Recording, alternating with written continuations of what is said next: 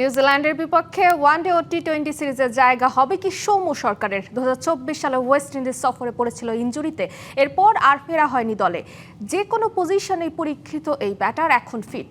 পরিবর্তিত নির্বাচক প্যানেল থেকে ডাকের অপেক্ষায় সৌম্য সরকার। সৌম্য সরকার মিরপুরে যাকে দেখা যায় নিয়মিত, তবে দলে অনিয়মিত। সেই যে উইন্ডিজ সফরে পড়েছিলেন ইনজুরিতে, গেল চ্যাম্পিয়ন্স ট্রফি প্রস্তুতির পর্বে আবার ইনজুরি তাকে ছিটকে দেয় দল থেকে। 2015 সালে পাকিস্তানের বিপক্ষে টি-20 ফরম্যাটে অভিষেক হয় সৌম্য সরকারের। নিজের টি-20 ক্যারিয়ারে 86 ইনিংসে 1462 রান করেছেন সৌম্য। সর্বোচ্চ 68 জিম্বাবুয়ের বিপক্ষে ব্যাটিং গড় 17.82 আর স্ট্রাইক রেট 122.14।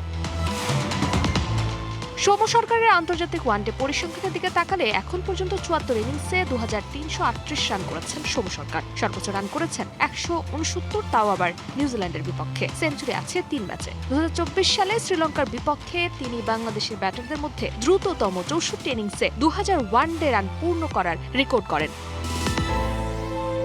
সৌম্য সরকার শেষ 10 ওডিআই ইনিংসে মোট রান করেছেন 361, সর্বোচ্চ স্কোর 91 আর 10 ইনিংসে গড় রান 36.1। 2025 অক্টোবরে উইন্ডিজের বিপক্ষে 91 আর 45 রানের 2 ইনিংস খেলে সিরিজের সেরা ব্যাটার নির্বাচিত হন। তবুও পরের সিরিজে সুযোগ পাননি একটা ম্যাচেও। তাই এখন নতুন করে প্রশ্ন জাগিয়েছে এই অভিজ্ঞ ব্যাটারের দলে সুযোগ পাওয়া হবে কিনা।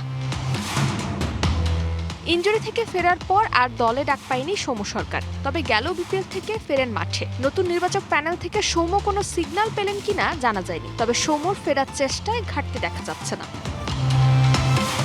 Farzana Jahan Priya, DBC news desk. Shea butter ও ভিটামিন ই সমৃদ্ধ লিলি বিউটি সোপ, তারুণ্যময় উজ্জ্বল ত্বকের জন্য।